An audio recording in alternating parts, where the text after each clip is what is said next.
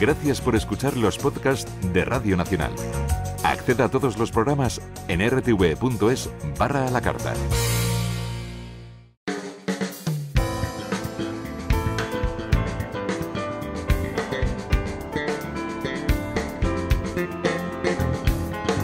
Documentos. Radio Nacional de España.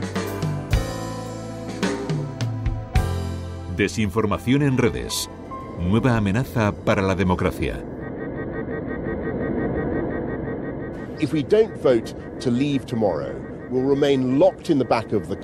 Si mañana no votamos para salir, seguiremos enzarzados en el remolque del coche, conduciendo en dirección incierta hacia un lugar al que no queremos ir.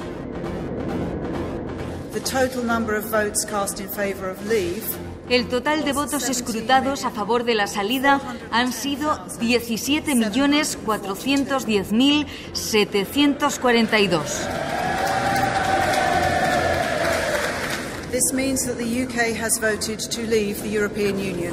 Esto significa que el Reino Unido ha votado por la salida de la Unión Europea. Let June the 23rd go down in our history as our Independence Day. Este 23 de junio es el día de la independencia. We got our country back. Hemos recuperado nuestro país. El caso del Brexit fue muy interesante porque es la gran sala de entrada a esas manipulaciones que al final terminan haciendo eclosión en las elecciones americanas. Ladies and gentlemen, the next president of the United States, Donald Trump. El año 2016 fue una tormenta perfecta. Se dieron un conjunto de circunstancias que creo que no se dará jamás. Desinformación es un fenómeno que abarca desde las injerencias externas, pasando por los contenidos falsos difundidos y viralizados a través de redes sociales y sistemas de mensajería. Los bulos se han extendido en la red porque las tecnologías lo facilitan mucho. Lo que hace la desinformación es parasitar los problemas que ya existen en el marco de una sociedad que empieza a mostrar síntomas de desunión. Si una información lo que te despierta es el sentimiento de enfado, el sentimiento de rabia, el sentimiento de cabreo real, igual están jugando contigo. Tiene más peso el ataque que la promoción positiva. Claro, su beneficio es la confrontación. Es algo terrible, pero tanto en Facebook como en Twitter, como en todas las plataformas. Si el producto es gratis, es que el producto somos nosotros. Tendemos a volver a ser dominados por determinados poderes, solo que mediante el engaño. Antes era mediante la fuerza y ahora mediante el engaño.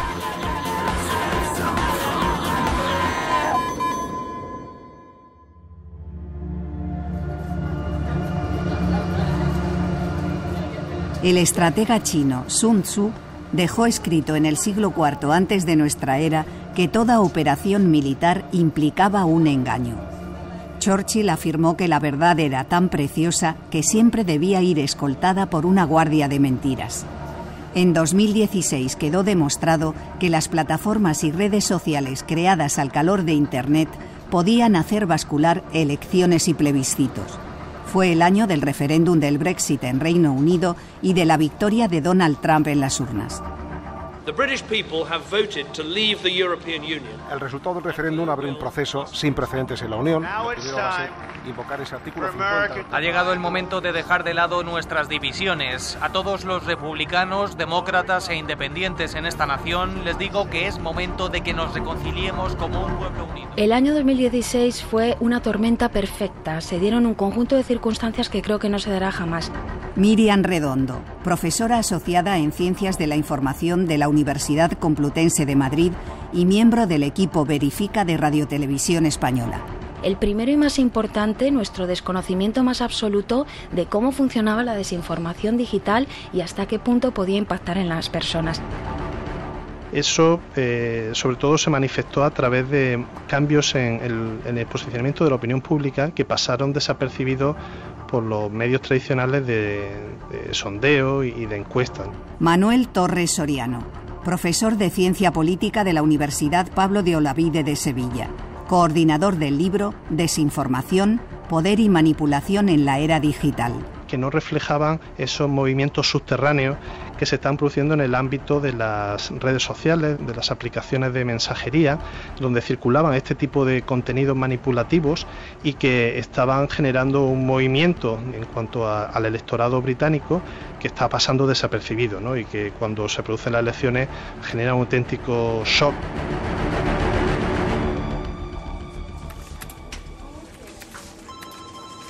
Una empresa norteamericana de consultoría electoral y análisis de datos jugaría un papel clave en junio y en noviembre. Raúl Magallón Rosa, profesor de periodismo de la Facultad de Comunicación Audiovisual de la Universidad Carlos III de Madrid. El problema que hubo con Cambridge Analytica era más de esa extracción de millones de perfiles y millones de datos sin permiso. Cambridge Analytica, vulnerando ilegalmente la confidencialidad de los datos personales de 50 millones de usuarios de Facebook, clasificó electorados y les dirigió mensajes específicos para convencer a unos y hacer dudar a otros. Cuando llegó el Brexit, lo que se hizo fue llevar esa propaganda al terreno digital y apareció Cambridge Analytica, que es una empresa que logró perfilar muy bien esas características grupales de los votantes británicos y atacarles con una propaganda que iba muy enfocada a lo que ellos consideraban sus problemas. Y entonces esa propaganda triunfó. ¿Qué ocurre? Que Cambridge Analytica te enviaban una encuesta a través de Facebook en la que te preguntaban sobre una serie de temáticas. ¿Qué te parece la inmigración? ¿Qué te parece que tus vecinos sean turcos? ¿Qué te parecería que Turquía se uniese a la Unión Europea? Pablo Pérez Armenteros, asesor de estrategias digitales especializado en redes sociales, responsable de la comunicación digital de la Comisión Europea hasta 2019. Lo que se encargaron ellos fue de coleccionar, por decirlo de alguna manera, los intereses que cualquier persona comparte en sus redes sociales para descubrir realmente cuáles eran, las temáticas en las que se podía insuflar sentimientos en la población. La apelación a la emoción como resorte político es algo que ya se venía trabajando desde tiempo atrás por parte de fuerzas políticas legítimas, ¿no? Que han encontrado en el estímulo hacia las emociones pues un elemento de movilización ciudadana pues mucho más eficaz que todos estos otros discursos que apelan a los hechos, que apelan a los datos. Este tipo de publicidad segmentada funciona muy bien en campañas polarizadas y no hay nada más polarizado que un referéndum. Take back control and make June the 24th the Independence Day for Britain. The second reassurance is to the British people who voted to leave the European Union. El desapego hacia Europa estaba latente desde hacía tiempo ya en Reino Unido, donde la prensa amarilla había cultivado patrañas durante décadas. No hay estrategia de desinformación que no se apoye en un caldo de cultivo preexistente. Durante 22 años las instituciones han estado coleccionando informaciones del tipo que la Comisión Europea o la Unión Europea iba a prohibir la raza de perros corgi, que son los perros de la reina de Inglaterra, que iba a prohibir los autobuses de 2 plantas, que iba a prohibir los plátanos curvados. Bueno, eran informaciones que internamente hacían gracia, pero no se le daban la importancia y el calado que tenían en el subconsciente y en la mentalidad de la ciudadanía. En consecuencia, ya existía un clima previo para que cuando se quería polarizar el debate y plantearlo en términos irracionales, pues existían todas las bases para que eso se llevase a cabo, ¿no? Y al final la desinformación ha sido un clavo más en ese ataúd del proyecto europeo. A Trump administration will also secure and defend the borders of the United States. Una administración Trump también velará por la seguridad y defenderá las fronteras de Estados Unidos. And yes, we will build a great wall. Y sí, construiremos un gran muro. Antes de acabar 2016, contra todo pronóstico, Donald Trump vencía en las presidenciales de noviembre. De nuevo en escena Cambridge Analytica y además la aparición de una campaña en la sombra de los servicios rusos contra Hillary Clinton, la aspirante demócrata. En 2016 se produce un verdadero punto de inflexión en forma de elecciones presidenciales en Estados Unidos, donde por primera vez se genera la percepción por parte de la sociedad y de los poderes públicos de que esas elecciones habían sido interferidas por un actor externo, no legítimo, y que de alguna manera el resultado había sido obra de ese tipo de manipulaciones. Es verdad que después de lo del Brexit a la Unión Europea no le pilló tan de sorpresa. Rusia, por hablar de este actor específico, ya había intentado interferir en los procesos electorales de su principal rival y enemigo. Hasta este momento no había conseguido resultados tangibles. En este marco de la era de la información, pues la interferencia se dirigió específicamente hacia los ciudadanos, sin que los que hasta el momento habían ejercido de filtradores y de dique de contención de ese tipo de manipulaciones, pues pudiesen hacer algo para evitarlo. Posverdad. Distorsión deliberada de una realidad que manipula creencias y emociones con el fin de influir en la opinión pública y actitudes sociales. La palabra del año en 2016 fue posverdad, elegida por el diccionario británico Oxford. Un neologismo que el diccionario de la lengua española definía como la distorsión deliberada de una realidad que manipula creencias y emociones con el fin de influir en la opinión pública y en actitudes sociales. La posverdad se refiere más a un momento, por así decirlo, a un sociológico-cultural donde se apela muchísimo más a las emociones que a los hechos. La idea es generar dudas y desmotivarte, que pienses que los hechos alternativos son posibles, que todo es muy relativo, que nada es verdad y nada es mentira. Esto ha supuesto poquito a poco una devaluación de la verdad. Si una información lo que te despierta es el sentimiento de enfado, el sentimiento de rabia, el sentimiento de cabreo real, igual están jugando contigo. Desde un punto de vista del análisis de la desinformación, lo fundamental y lo primero que se dice es céntrate en los hechos, no te centres en los valores, primero la verdad y luego todo lo demás. La verdad existe. Cuando hay un asesinato, alguien ha matado a esa persona. No podemos vivir en un relativismo permanente diciendo que no sabemos las cosas. Las cosas sí se pueden averiguar.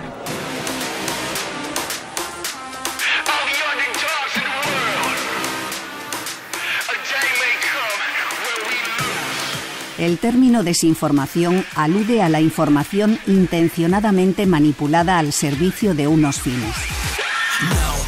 En los tiempos de las redes sociales y las plataformas de Internet, las estrategias de desinformación tratan de influir directamente sobre los usuarios y la sociedad sin la intermediación que han ejercido los medios de comunicación tradicionales.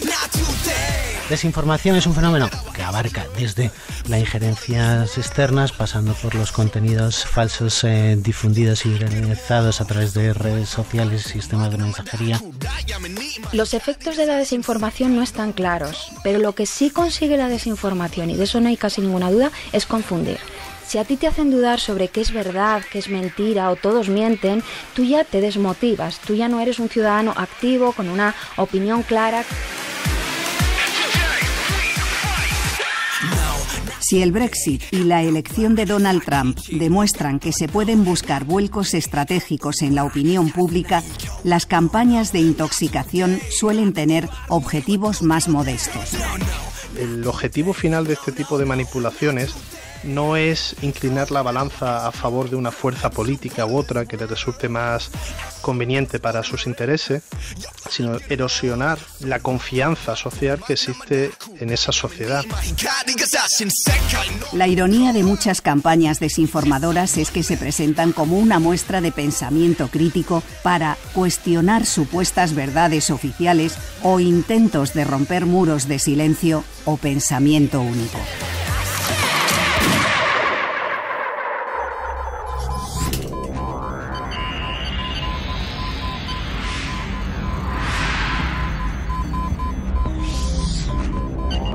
La revolución de Internet, las nuevas tecnologías y las redes sociales han posibilitado la comunicación instantánea entre usuarios. También han allanado el camino a la manipulación y la desinformación. La desinformación ha experimentado una nueva etapa dorada precisamente por su sinergia con las nuevas tecnologías de la información. ¿Por qué es un lugar ideal para la desinformación? Pues precisamente porque encuentran un entorno con unas posibilidades muy amplias y en el que no hay barreras. Han cambiado las reglas de juego. La herramienta pues abre nuevos mercados a la manipulación y por lo tanto se pueden plantear acciones que en el pasado eran inviables. En cuanto a canales más intoxicadores, yo creo que es como un iceberg. En la parte de abajo están las redes de mensajería privada como WhatsApp, en las que no podemos entrar bien y donde todos sabemos o consideramos que se mueve la desinformación en un primer nivel. Luego eso salta, yo diría que a Facebook, Instagram, incluso cada vez más TikTok, son esas redes familiares, digamos, de entorno, y a partir de ahí van a Twitter, que es una red muy importante porque en ella están periodistas, políticos, y es donde esos bulos tienden a hacerse virales y a saltar a los medios de comunicación tradicionales o a las televisiones.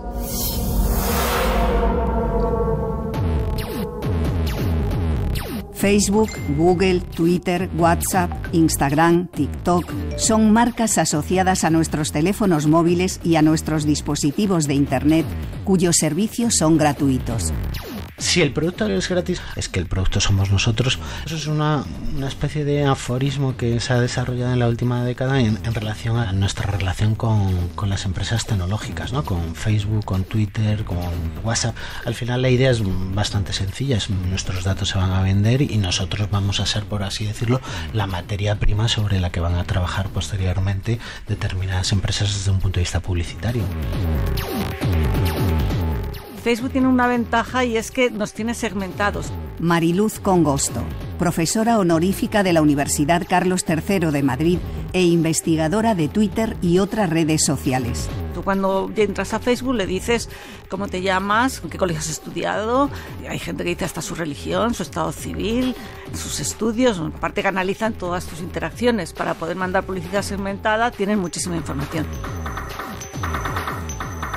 El modelo de negocio de las grandes plataformas digitales reside en la entrada masiva de usuarios, de lo que se derivará buena parte de las distorsiones del sistema. Facebook, desde un punto de vista publicitario, es probablemente la empresa que mejor ha entendido cómo funciona la publicidad y cómo se puede segmentar. Y eso se ha aplicado al mundo de la política.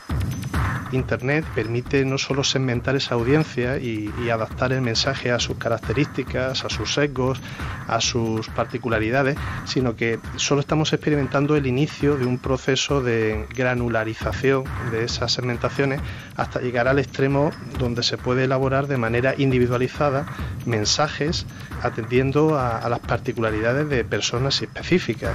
Manuel Torres Soriano, Universidad Pablo de Olavide de Sevilla. Y eso va a cambiar absolutamente el marco de la desinformación porque le va a dar unas capacidades y un poder de abarcar al conjunto de la sociedad que no había tenido en el pasado. En Twitter, los mensajes se reducen a 280 caracteres. El anonimato y la instantaneidad son los reyes. Twitter es más rápido que otras redes sociales. Lo fuerte es la inmediatez, el que tú puedes enterarte de lo que ocurre, incluso antes que los periódicos. De hecho, mucha gente ya tiene el hábito, cuando pasa algo, va primero a Twitter que al periódico, ¿no? Es una fortaleza. Lo débil, pues que también es un canal por el que se vierte mucha desinformación. Entre las herramientas más comunes para multiplicar y distorsionar el tráfico en la red, el bot, que viene de robot. El 31% de la información falsa que circuló por redes sociales en las presidenciales norteamericanas de 2016 procedía de bots. Un bot no es más que una cuenta automática y que sirve para programar servicios que ejecuten acciones sin pensarlas. Cuando ocurra A, este bot tiene que hacer B. Normalmente eso se utiliza para amplificación artificial, para dar retweets con el botón automático, ¿no? Pero normalmente no hay personal detrás Los bots ayudan a crear también espejismos en cuanto a determinadas tendencias o pensamientos de la opinión pública. Raúl Magallón Rosa, Universidad Carlos III de Madrid. Autor, entre otros, de Unfaking News, Cómo combatir la desinformación y Desinformación y pandemia. Pensemos, por ejemplo, en debates políticos, etcétera, donde los bots pueden ayudar también a que dé la sensación de que un candidato ha ganado sobre otro, de que determinadas ideas han sido mejor expuestas que otras.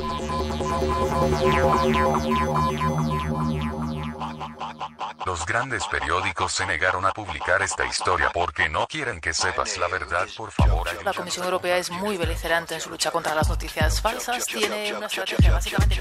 Al privilegiar el tráfico sobre cualquier otro criterio, las plataformas tecnológicas evitan el dilema sobre la veracidad que el periodismo presumía de haber resuelto. Es la dictadura del llamado clickbait o ciberanzuelo. El clickbait es un concepto relacionado con el mundo digital que hace referencia a los titulares gancho, a los titulares sensacionalistas. El clickbait lo que busca es que pinchemos y en realidad volvemos a la idea de cuantas más visitas, más impresiones publicitarias y por lo tanto más ingresos. Yo misma llevo tiempo pensando que desmentir bulo a bulo no es suficiente. Miriam Redondo, miembro del equipo Verifica de Radiotelevisión Española. Porque efectivamente incluso cuando desmientes un bulo muchas veces estás sirviendo para situar ese tema, ese relato en la agenda, aunque sea para desmentirlo. El viejo sensacionalismo ha adquirido una preponderancia en las redes que ha acabado contaminando a los medios convencionales, cuya principal fuente de ingresos procede, en la inmensa mayoría de los casos, de la publicidad, no de las suscripciones.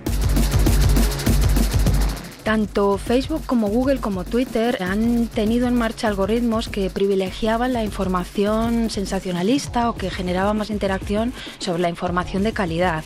Eso hace que las tres hayan ayudado a que la desinformación se expanda. Lo que ocurre después de la crisis de 2008 es que las redes sociales y los sistemas de mensajería empiezan a funcionar como un canal alternativo de comunicación.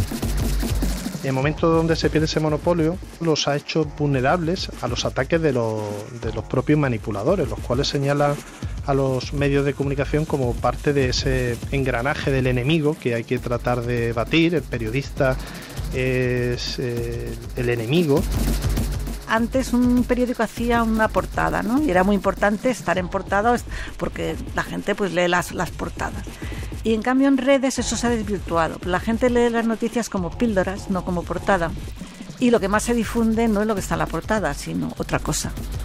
Entonces ahí los medios estarán viendo qué es lo más viral. Seguramente que eso repercuta en titulares y en manera de estructurar la información. Wake up with America's #1 most watched morning show, ABC's Good Morning America. Bienvenidos al nuevo canal oficial de RTV Noticias en YouTube. Los países ponen medidas más severas que si te interesa la información y quieres seguir la última... Estos son factores que pueden desvirtuar el periodismo tradicional, pero hay un peligro añadido sobre las empresas mismas que lo han sostenido, porque sus noticias se consumen de manera creciente a través de las plataformas tecnológicas. La pregunta es si las empresas periodísticas están abocadas en un futuro a depender de ellas. Facebook y Google representan el 70-80% de la publicidad digital.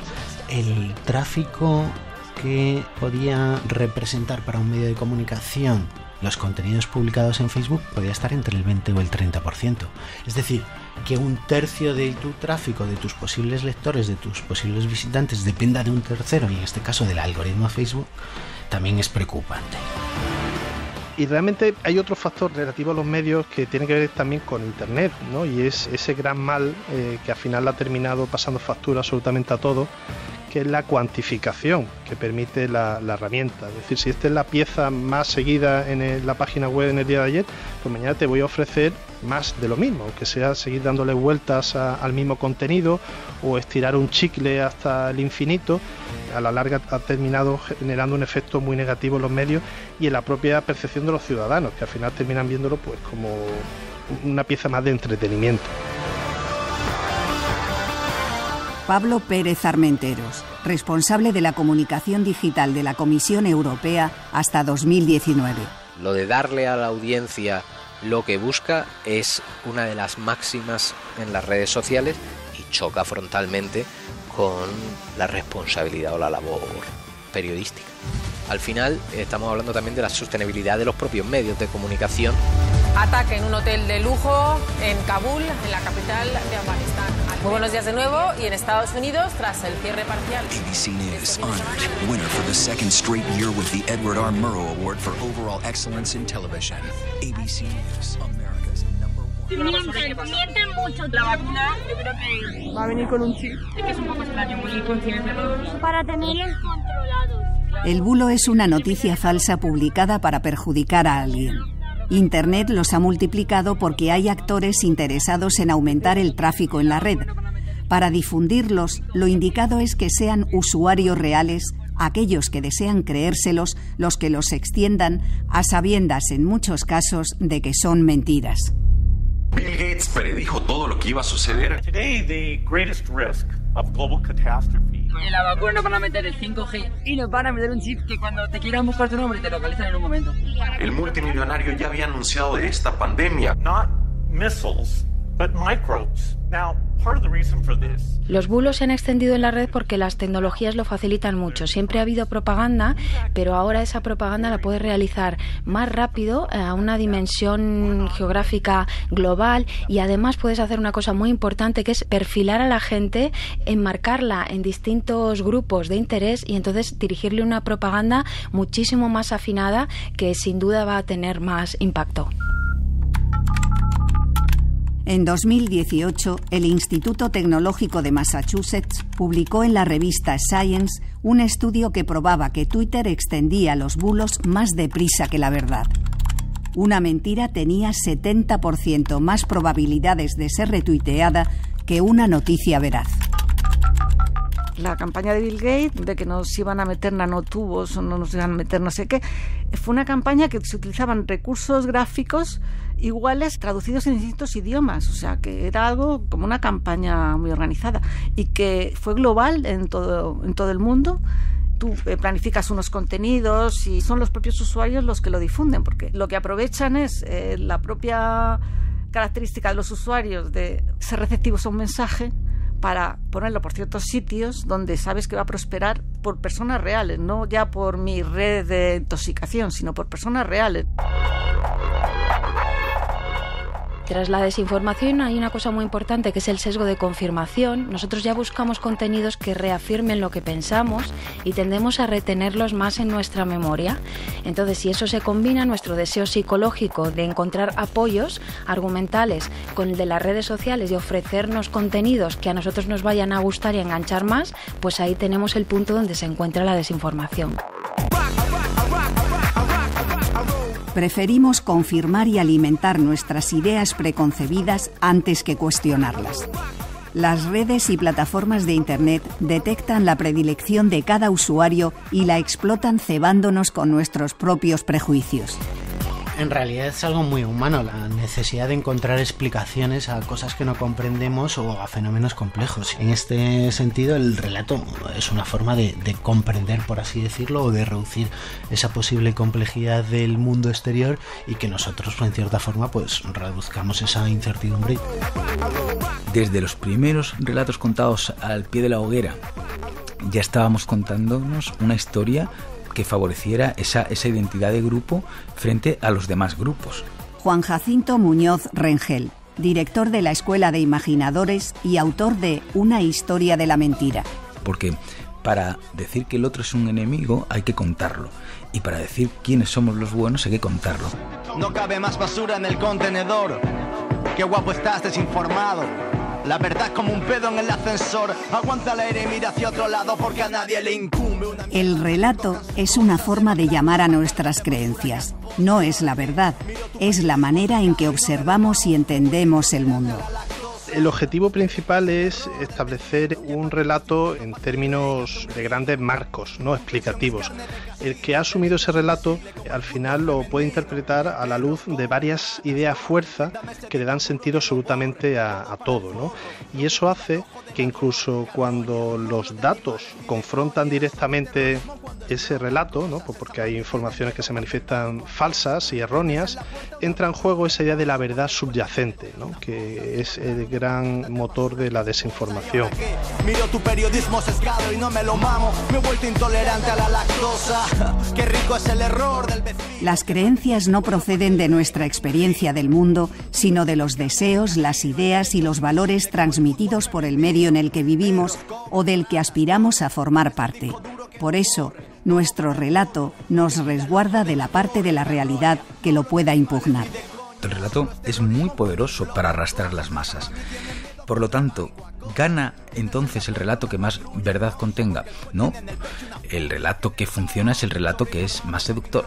Es el relato que, de alguna manera, convenza a más gente. Pero eso no tiene por qué tener relación con la verdad. Corren malos tiempos para andar sin criterio. Eso tiene que ver con la manera en que nuestra mente procesa la realidad y trata de hacerla inteligible. Desde el mismo momento en el que empieza el pensamiento simbólico, y hay por lo tanto una imagen en mi cabeza de lo que creo real, ya hay una sustitución.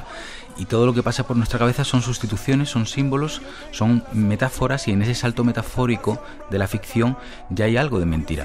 Sí es verdad que tenemos un conflicto radical con la realidad, y de ahí nuestras discusiones por tener razón, porque es verdad, porque es mentira. El algoritmo esencial es la compasión, so me a chant down for freedom. Las redes fabrican polarización. La manera más sencilla de establecer las dos categorías clásicas, el nosotros y el ellos. La desinformación no tiene la capacidad por sí misma de producir grandes cambios en los posicionamientos de la sociedad. Sin embargo, sí que tienen gran capacidad para acrecentar las brechas que ya existen en el marco de una sociedad y que han sido producidas por otros factores. Al final, lo que hace la desinformación es parasitar los problemas que ya existen en el marco de una sociedad que empieza a mostrar síntomas de desunión y de agotamiento. La polarización prima los mensajes agresivos y excluyentes sobre los constructivos, el ataque sobre la defensa, la idea irrefutable sobre la duda. Se capturan trocitos de emisiones para decir, mira qué zasca le ha dado menganito a fulanito, mira cómo le han dejado en ridículo al otro. Vender lo bueno no produce la visceralidad de atacar al contrario. Es una de las cosas que hacen las redes sociales, de que los mensajes que son más duros, más al límite, captan más la atención. Claro, su beneficio es la confrontación, tanto en Facebook como en Twitter, como en todas las plataformas. La pertenencia a un grupo se manifiesta en cómo ese colectivo derrota y humilla a aquellos que piensan de manera diferente. Por lo tanto, esa idea del zasca, del contenido ridiculizante, pues no solo te hace sentir bien porque pinta que tu colectivo tiene la razón y es más inteligente, sino que además porque describe ese carácter ruin y nefasto que tiene aquellos que no piensan como tú. Siempre suelen ser más activos en las redes sociales, si hablamos de política, aquellos partidos que están intentando acceder al espacio político. Los que ya tienen canales sólidos de comunicación y espacio garantizado en los medios recurren a otras estrategias.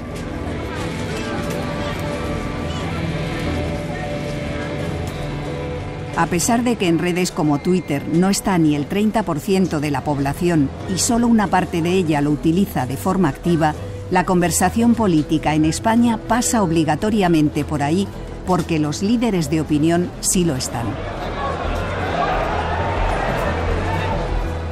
Si tú lees Twitter te espantas a veces, porque en Twitter falta el discurso de las personas, como digo yo, normales. Falta ese discurso porque no se ve.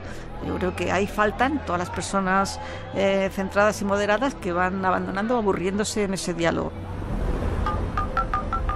Hoy han muerto de frío en Barcelona 2 sin techo españoles de 32 y 37 años. Uno en el Parque de la Ciudadela. La inmigración es uno de los guadianas de Internet en España. Descansen en paz. Si hubieran entrado de forma ilegal en España por Canarias, tendrían un hotel de 4 estrellas para dormir calientes.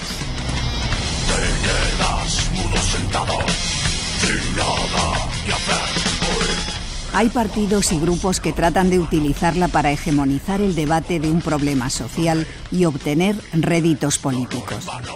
Sus mensajes circulan por redes y sistemas de mensajería, peleando para hacerse virales sin que la inmigración acabe de imponerse del todo en la agenda política. Los medios que desinforman sí han sido muy hábiles en España en crear la sensación, por ejemplo, de que la inmigración es un fenómeno que atenta contra nuestra seguridad, que es muy peligrosa, y en dibujar un drama que en primera instancia es humanitario como una situación violenta. Lo que hemos visto en los últimos años es que los bulos sobre inmigración cada vez han empezado a funcionar por canales alternativos como WhatsApp, que no llegan a los medios de comunicación tradicionales, pero que acaban afectando un poco a la percepción social que podemos tener sobre la inmigración. Todo lo que vas a oír está comprobado personalmente por mí. Hace unos días le ofrecemos a ella un trabajo legal, asegurada en la Seguridad Social, 1.000 euros limpios al mes por 5 horas por las tardes, para acompañar a una mujer anciana sola y adinerada. El trabajo solo consiste en hacerle compañía y llevarla a pasear. La respuesta de la morita fue esta: no lo quiero, porque ya tengo la Seguridad Social y los medicamentos gratis, y porque perderíamos ayudas y subsidios de la Generalitat de Cataluña y del Ayuntamiento. Entonces este tipo de campañas tienen muchísimo eco, son muy difíciles de desmentir, porque detrás de un bulo viene otro y luego otro y luego otro, y esa insistencia, esa orquestación hace que algo le quede a la gente de esa percepción negativa que se está intentando imponer. Las redes sociales e Internet han introducido en nuestras vidas un mundo impensable hace solo 40 años. Ese mundo, con sus propias reglas y su propia lógica, debe ser comprendido por los usuarios para evitar un uso espurio o abusivo. Por eso se habla de alfabetización digital, de entender quién elabora los mensajes, cómo los hace llegar a los usuarios, cuáles son las intenciones subyacentes y cómo podemos eventualmente defendernos de ellos. Creo que hay un punto importante en la alfabetización digital, que es la de educar a la población en la realidad de que estas desinformaciones existen. Los bulos circulan y que la gente juega un papel fundamental en lo que es la propagación de los mismos. La alfabetización mediática y digital debe introducirse en los currículums escolares, y por otra parte creo que una medida fundamental es establecer un marco legislativo que apele a la transparencia sobre todo, es decir, que detrás de una página web se va a ver quién está detrás, y al mismo tiempo, en relación a las empresas tecnológicas, pues que haya muchísimo más transparencia en cuanto a la toma de decisiones. Desde la escuela deberían enseñarnos a que cuando tú encuentras un contenido en Internet no puedes redifundirlo sin más, no puedes redifundirlo sin pararte a reflexionar y a decir quién me envía esto, qué quiere conseguir, de cuándo es esta noticia, etcétera, etcétera, etcétera. El hecho de hablar de alfabetización digital me parece importante, siempre y cuando, claro, no se espere o no se pretenda que sean los propios ciudadanos los que tengan que gastar sus días investigando o desconfiando de absolutamente todo. Una de las grandes máximas de la política de desinformación rusa es: su intención no es que creas algo, sino que no creas en nada. Es un camino al caos. Las personas no son autosuficientes en cuanto a sus capacidades de conocimiento para tener un juicio crítico sobre absolutamente todo. Deben depositar parte de esa confianza, y es lógico, en los medios, y para ello necesitamos medios fuertes capaces de ejercer esa función de vigilantes de una sociedad abierta y democrática. What the country now wants overwhelmingly is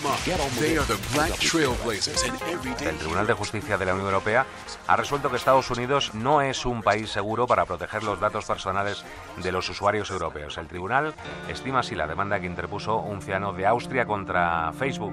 Estados Unidos, dice la sentencia, no... Las mentiras, los bulos y la desinformación en la red han impulsado una nueva rama especializada del periodismo: el periodismo de verificación, los llamados fact-checkers o fact-checking. ¿Qué es un fact-checker? Yo lo asocio mucho a lo que es la verificación política, a la comprobación de declaraciones de políticos.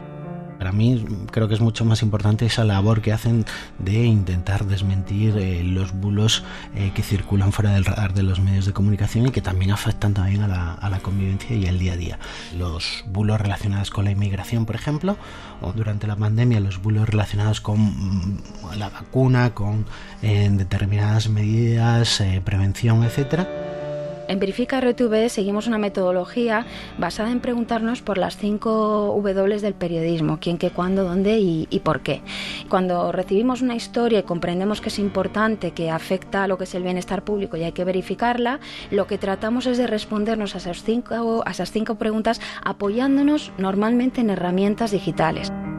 Los fact-checkers son medios de comunicación especializados que ejercen un tipo de periodismo específico, que es el de la verificación de datos, y por lo tanto, como cualquier medio, tienen las mismas limitaciones y los mismos sesgos que la prensa generalista. Manuel Torres Soriano, Universidad Pablo de Olavide de Sevilla, coordinador del libro Desinformación, Poder y Manipulación en la Era Digital. También tienen una línea editorial y por lo tanto hay desinformación que les resulta más lesiva que otra y por lo tanto focalizan su atención. These are the facts that you won't hear from the fake news media. It's all part of the suppression effort. They don't want to talk about it. No hay mejor ejemplo del abuso de los nuevos medios digitales que los 4 años de política informativa del mandato del presidente Donald Trump en Estados Unidos. Es realmente un caso único, una persona que ha utilizado las instituciones más altas del Estado para desinformar. La administración Trump ha sido disruptiva en muchos aspectos, pero uno de ellos ha sido precisamente cómo ha roto el modelo tradicional de relación entre el poder político y la ciudadanía, estableciendo esta vía de comunicación directa a través de la famosa cuenta de Twitter que administraba el propio Trump sin ningún tipo de filtro. ¿Cuál era la estrategia, sobre todo una de las estrategias que ha seguido Trump en el uso de las redes sociales? Era básicamente tapar una mentira con otra mentira. Hay algo clave en redes sociales, que es que un tweet normalmente dura 15 minutos. Por lo tanto, tienes la posibilidad y la capacidad de soltar bombas cada 15 minutos que deje temblando, 1, a tus rivales políticos y 2, a los medios de comunicación que estén intentando verificar si lo que estás diciendo es verdad o es mentira.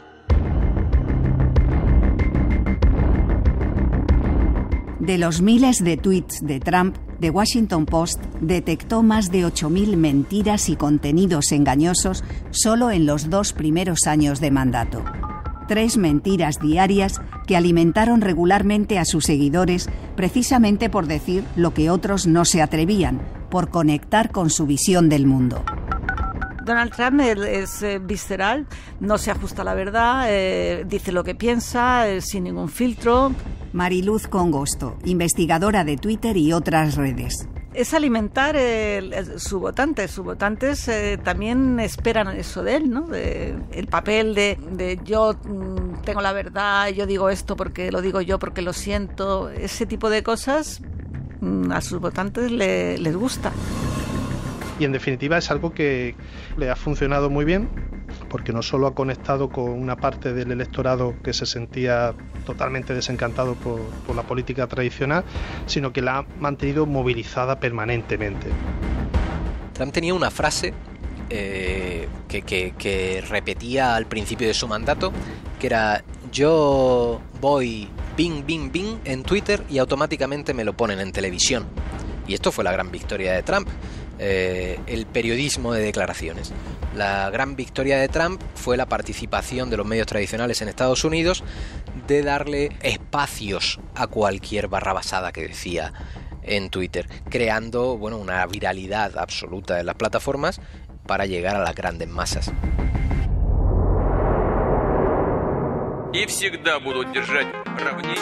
Un informe de Bruselas apunta a la existencia de noticias falsas procedentes de Rusia durante la campaña de las elecciones europeas. Bulos para radicalizar el debate político.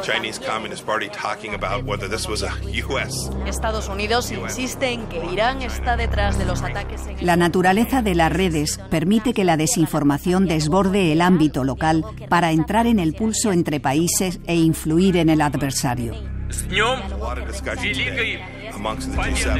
Hablamos de que las grandes potencias compiten a nivel económico, ideológico, y las campañas de desinformación pues son un arma importante a día de hoy en el que pues las grandes guerras ya no se producen en los campos de batalla, sino en estos entornos digitales. En la geopolítica de la desinformación, Rusia tiene un papel destacado, seguida de otros países no siempre autocráticos.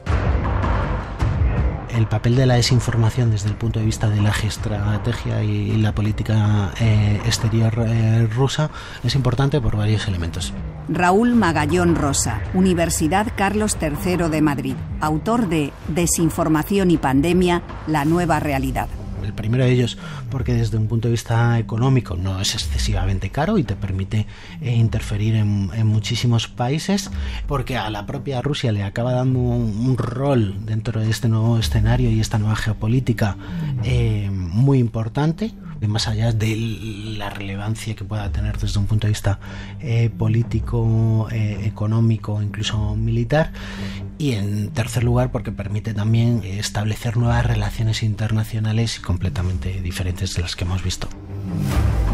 Estamos hablando, por ejemplo, del caso de Irán y también China, como consecuencia de la crisis de reputación que ha supuesto el COVID, y como una forma de eludir su responsabilidad en la gestión de este problema es trasladar una serie de dudas sobre el germen o el origen de este problema sanitario, y en definitiva pues siguiendo ese manual ruso al dedillo de generar confusión y poner en duda absolutamente todo.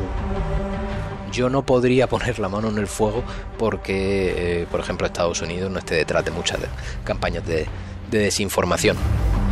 La Universidad de Oxford tiene uno de los centros más reputados en esta materia y en su último informe ya habló de 70 países en los que habían detectado campañas que o bien involucraban a partidos políticos o a agencias gubernamentales. Miriam Redondo, miembro del equipo Verifica de Radiotelevisión Española.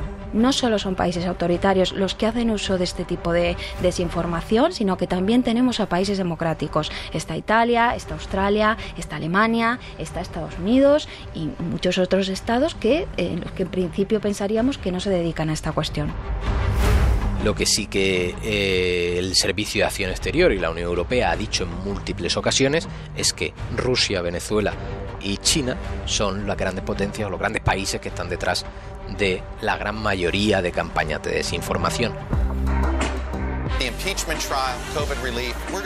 La estrategia de la Comisión Europea es un código de buenas prácticas que ha firmado con empresas como Facebook, Google o TikTok. Entre 2015 y 2016, a raíz de la crisis de Ucrania, la Unión Europea inicia su estrategia contra la desinformación que desembocaría en el Código de Buenas Prácticas de 2018 acordado con las plataformas. Fue en 2015, efectivamente, cuando el Servicio de Acción Exterior decidió montar una estructura para el monitoreo de este tipo de ataques informativos, porque, bueno, incluso la propia directora de Russia Today lo decía, esto es una guerra y aquí vamos con todo. Ellos nunca han ocultado que la guerra de la desinformación, sus objetivos principales era dividir Europa. La Unión Europea puso un equipo de comunicación estratégica. Señalo lo de estratégica porque puede entenderse en cierto modo como contrapropaganda. A partir de ahí ya creó un grupo de expertos, obligó a las plataformas, animó a las plataformas a firmar un código de conducta, firmó un plan de acción que genera un sistema de alerta temprana entre los Estados miembros que se avisan los unos a los otros de los bulos, y luego está culminando un plan de acción para la democracia. Actualmente. Y en este código de buenas prácticas a lo que se comprometieron era a informar mensualmente a las instituciones europeas de qué puntos se estaban cumpliendo y qué tipo de acciones habían tomado las plataformas. Pablo Pérez Armenteros, asesor de estrategias digitales, director durante 7 años de la comunicación digital de la Comisión Europea. Y de ahí que veamos a día de hoy no solo lo que vemos de las etiquetas, que es lo más visual, pero también la cantidad de cuentas bots que han cerrado, la cantidad de cambios que se han hecho en la política de publicidad en redes sociales. La Unión Europea ha asumido un papel que yo creo que hay que poner en valor, precisamente porque a nivel de la Unión se ha actuado de una manera mucho más explícita y sin ambigüedades diplomáticas que, por ejemplo, lo que han hecho los países europeos a título individual. Cada país se ha ido adaptando al marco legislativo de una manera completamente distinta. Es decir, mientras que en Alemania apostó por una ley que podía en cierta forma penalizar a las empresas tecnológicas si no eliminaban determinados contenidos, en el caso francés se apostaron por una ley donde durante el periodo electoral puede ser un juez el que apruebe la eliminación de determinados contenidos. De ahí procede la introducción en Twitter de etiquetas en tweets, advirtiendo de posibles falsedades que ya introdujo a partir de mayo de 2020 en numerosos tweets del presidente Trump. Hay cero posibilidades de que el voto por correo no sea fraudulento. Los buzones van a ser robados. Las papeletas van a ser falsificadas o ilegalmente impresas y certificadas fraudulentamente. Aténgase a los hechos en el voto por correo. Lo que hace Twitter muy bien es avisar antes de que tú entres en un tuit, ojo que esto puede no ser cierto. No tienes que dejar que la mentira llegue a la gente y luego desmentirla, sino intentar que de entrada lo que vea la gente es que eso no es verdad. El etiquetado funciona. Es evidentemente que eso está funcionando de cara a limitar un poco la viralización de este tipo de desinformaciones, que algunas, y este es uno de los problemas principales, una vez se viralizan en las primeras horas ya son muy difíciles de controlar. Lo que hemos visto es que algunas empresas tecnológicas han apostado también por la eliminación de contenidos. También la Unión Europea se pronunciaba contra la idea de regular los contenidos. El punto de partida era no convertirse en un ministerio de la verdad.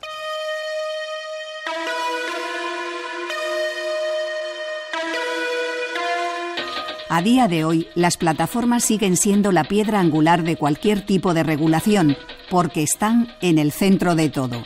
Inventaron el servicio y el negocio. Las grandes plataformas han llegado muy tarde precisamente a esa labor de asumir los efectos no deseados de los servicios que ofrecen, en parte porque el propósito de este tipo de plataformas es hacer dinero, pero lo que no eran conscientes es que tras esa línea de negocio pues se generaba toda una serie de efectos y de consecuencias en cuanto al aumento de la polarización, al empleo de este tipo de plataformas por actores ilegítimos, sean grupos terroristas, organizaciones para cometer delitos. Los gobiernos son soberanos y pueden imponer límites si quieren. La gran pregunta es, ¿quieren? Al final lo que hay que trasladar es que lo que es ilegal en el mundo real también es ilegal online.